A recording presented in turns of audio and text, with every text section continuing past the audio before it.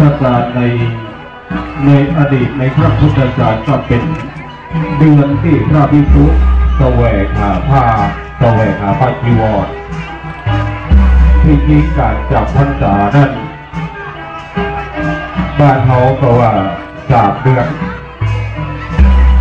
เข้าภาษา3 เดือนแต่แล้วการจับพรรษานั้นตามพุทธานุญาตก็คือ4 เดือน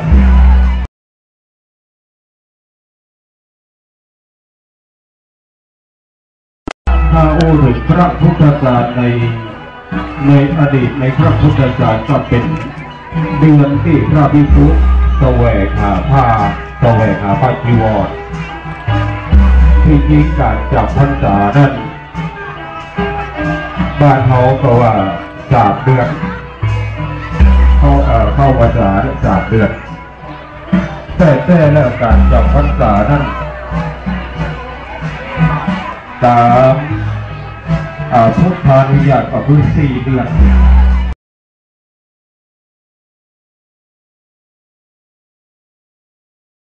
บ่อยแม่จ่าพอจำก้อนเจนเลยครับจากข้างหน้ารถนอก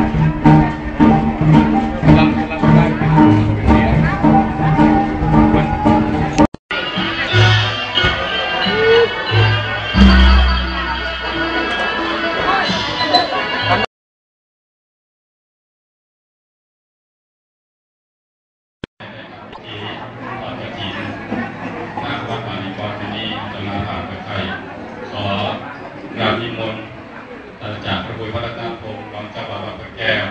รองเจ้าคณะจังหวัดเชียงรายได้ชี้แจงและพบปะกับนักศึกษาสักเล็กน้อยก่อนที่จะเข้าสู่พิธีในการก่อนพิธีในพิธีของการปรารถนา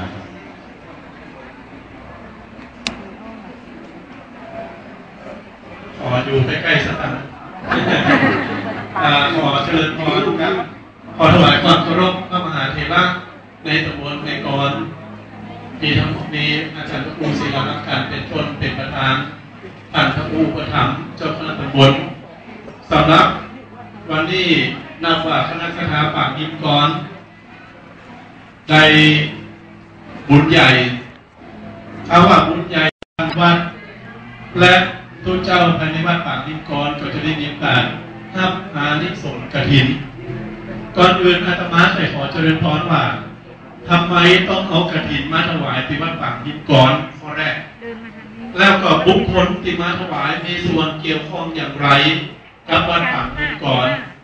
คำตอบที่ชัดเจนปากยิ้มกรอยู่อำเภอเมืองปากยิ้มกรอยู่ตำบลแอกรและปากยิ้มกรเป็นวัดหนึ่งในจังหวัดเชียงรายที่มีประวัติศาสตร์ที่ยาวนานซึ่งถ้าภายไม่แนวจังหวัดเชียงรายเป็นกล่าวว่าเป็นจังหวัดที่ดีน้ำดีดินดีอากาศดีถ้าภายได้มาแนวเชียงรายจึงมีโอกาสที่ดี หนึ่งในจำนวนนั้นก็ต้องมาแอวน้ำโต๊ะขุนก้อนน้ำโต๊ะขุนก้อนก็ต้องมาที่วัดป่างหินก้อนมันเกี่ยวข้องกันหมดเลยเพราะฉะนั้นด้วยเหตุนี้เนี่ยทางคณะศรัทธาทั้งหลายมามองหาป่างหินก้อนมีความสำคัญ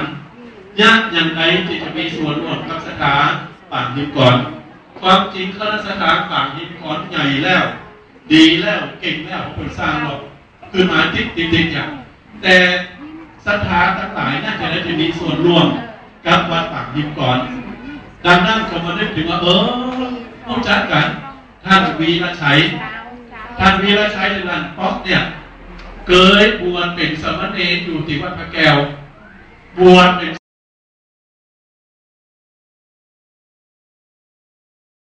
วีรชัยจะต้องสร้างประโยชน์นะครับวัดป่างหินก้อนลำพังทางวีรชัยคนเดียวคงไปตลอดก็จึงได้รับการสนับสนุนจากสถาหลายปีหนึ่งในจำนวนนั่นอยู่ที่วัดพระแก้วนั่นคือแม่คำน้ำสุขุนแสนทายกอันนี้เพิ่นมีญาติพี่น้องโดยเฉพาะไอ้อุ้ยตุนห้องขันแก้วเนี่ยเป็นญาติพี่น้องกันลุงสุดทัศน์หลายๆคนนักศิลป์นักบุญทั้งหลายเพิ่นดึงมารวมตัวกันว่าเนี่ยอย่างใดที่จะทำบุญใหญ่ทำไมอาตมาถึงกล่าวว่าทำบุญใหญ่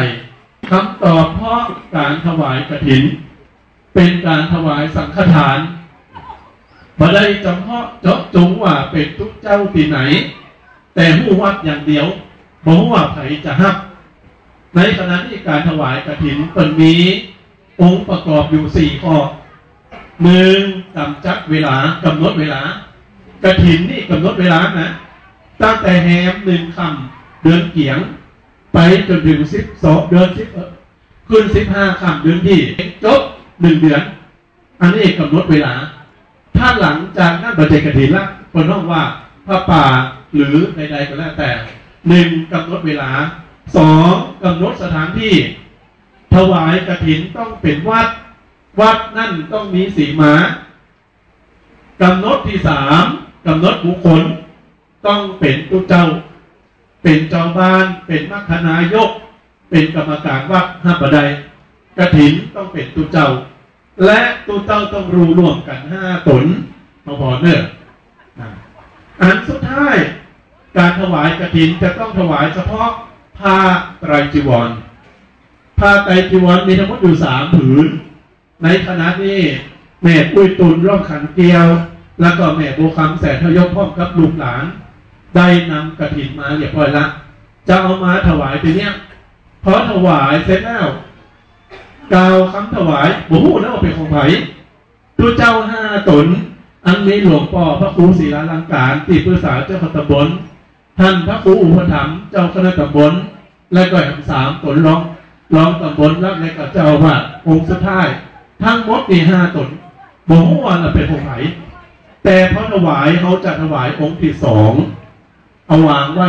เฉยๆพอถวายเสร็จไปแล้วองค์ที่1เปิ้นก็จะประกาศให้รับทราบว่าวันนี้ติวันป่างหินก้อนนับว่าเป็นมหากุศลเพราะได้ท่าวิเศษโต๊ะในทำกลางสูงมาได้จำเพาะเจาะจงแต่ถวายไผ่เพราะว่าได้นั้นทุกเจ้าทั้งหลาย5 ตนไผ่หันว่าเจ้าคือไผ่กรุณากล่าวณบัดนี้เพราะว่าจบตัวเจ้าองค์ที่2เจ้าคณะตำบลเปิ้นก็จะอุปโลกอาตมาก็บอกฮู้เปิ้นจะคือไผ่ยังฮู้เด้อเพราะเปิ้นว่าสาธุจบกฐินนี่จะเป็นองค์นั้นพอดีการถวายกฐินก็จะถวายองค์ที่เปิ้นว่าและบริวารกฐินเขาจะนิมนต์เปิ้นขึ้นมานั่งบนอาสนะข้างบนเนี่ยบริวารเหล่านี้ล้วนแต่เป็นบริวารกฐินปัจจัยที่ได้ปีกาวนี่ก็จะเอามอบเพื่อกับกรรมการวัดแล้ววัดเพื่อที่จะก่อร่างสร้างแปลงตามปีกาวมาแล้วการถวายกฐินเจ้าบ้านได้รับอานิสงส์เพราะเป็นสังฆทานไม่ได้จำเพาะจดจงว่าเป็นรูปใดรูปหนึ่งไผมาร่วมไผเป็นเจ้าภาพตนบอกไปสู่สวรรค์แน่นอนอันนี้ต้องได้ไปแน่ส่วนทุเจ้าติหับจะได้อานิสงส์ดังต่อไปนี้1ปกติทุเจ้าจะต้องนุ่งผ้า3 ผืนตลอดเวลาจะยากการก็นุ่ง3 ผืนจะฉันเข้าก็นุ่ง3 ผืนจะนอนก็นุ่ง3 ผืนอาบน้ำก็นุ่ง3 ผืน แต่พอได้กระถิ่นอานิสงส์นุ่งผืนเดียวก็ได้2 ผืนก็ได้อันนี้ข้อแรกประการที่2ตู้เจ้าได้รับกฐินแล้วปกติไปที่ไหนต้องบอกลากันก่อนจะไปโดดเดียวมาได้ผิดศีลแต่พอได้รับกฐินตู้เจ้าได้อานิสงส์ไปไหนก็ได้โดยที่บอกลากันปิกมาก่อยบอกก็ได้อันที่3ปกติตู้เจ้าเวลาฉันเข้าในประเมินฉันเป็นวงแต่ถ้าได้รับอานิสงส์กฐินแล้วฉันเข้าเป็นวงใดอานิสงส์ข้อที่4ปกติแล้วกันทั้งหลายเวลาจะถวายตัวเจ้าเนี่ยท่านวันนี้ถวายลาบเนอะพอได้ยินว่าลาบปุ๊บกินทันทีผิดศีลเพราะหู้ชื่อของอาหารเนี่ยก่อนแต่ถ้าได้รับกฐินแล้วใครจะปรณะถวายอย่างก็ได้ฉันและประพิษอันสุดท้ายได้ครับอดิเรกจีวรหรือผ้าไตรจีวรต่างๆมีหลายผืนเก็บไว้ใกล้ในโอกาสต่อไปก็ยังได้อยู่สรุปแล้วอานิสงส์แต่ของการถวายกฐินนั้น1คนถวายได้รับอานิสงส์ยิ่งใหญ่เป็นอย่างยิ่งเพราะกฐินนั่นเป็นสังฆทานกำหนดอยู่4อย่าง1กำหนดเวลาเดือนเดียว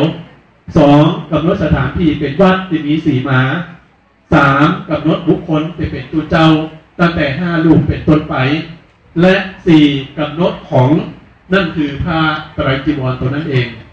นอกเหนือจากสิ่งเหล่านี้นั่นเป็นเครื่องบริวารเป็นอานิสงส์บริวาร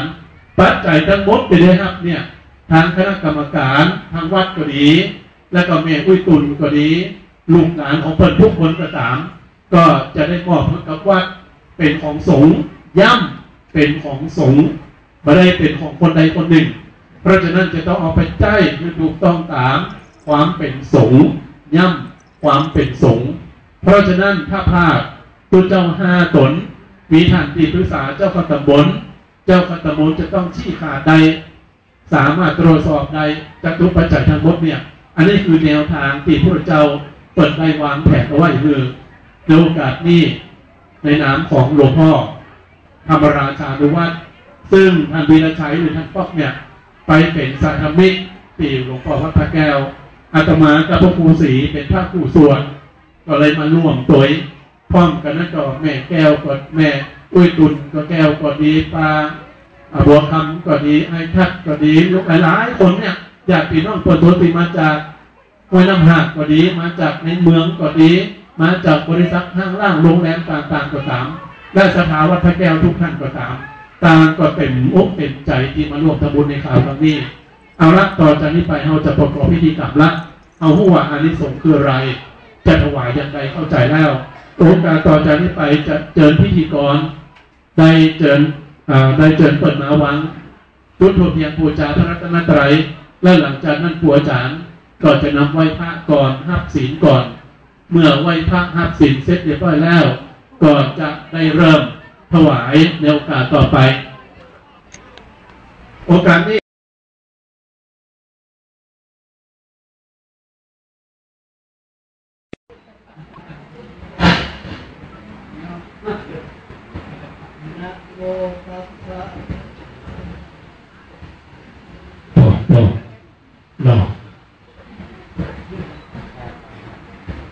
สัมพุทธัสสะ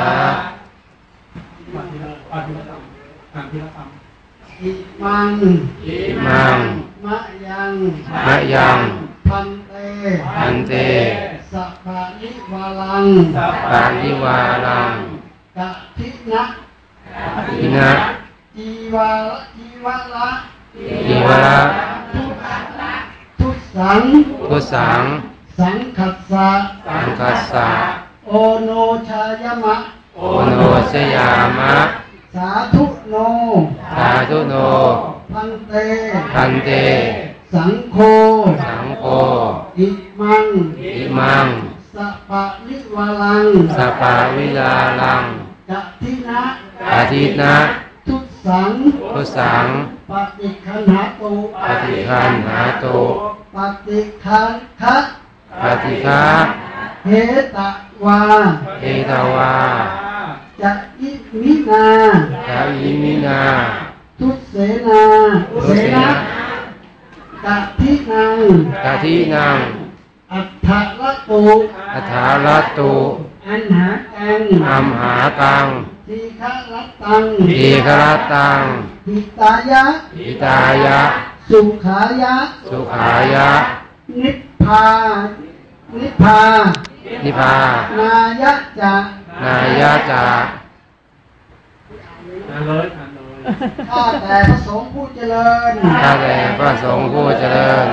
ข้าพเจ้าทั้งหลาย ข้าพเจ้าทั้งหลาย ขอน้อมถวาย ขอน้อมถวาย ผ้ากฐินจีวร ผ้ากฐินจีวร กับทั้งบริวารนี้ ทั้งบริวารนี้ แด่พระสงฆ์ แด่พระสงฆ์ ขอพระสงฆ์ ขอพระสงฆ์ จงรับผ้ากฐิน รับผ้ากฐิน กับทั้งบริวารนี้ กับทั้งบริวารนี้ ของข้าพเจ้าทั้งหลาย ของข้าพระเจ้าทั้งหลาย และเมื่อรับแล้ว และเมื่อรับแล้ว ขอจงการใช้กฐิน ขอจงการใช้กฐิน ด้วยผ้านี้ ให้ผ้านี้ เพื่อประโยชน์ เพื่อประโยชน์ และความสุข และความสุข แก่ข้าพเจ้าทั้งหลาย แก่ข้าพระเจ้าทั้งหลาย สิ้นกาลนานเทิน สิ้นกาลนานเทิน สาธุ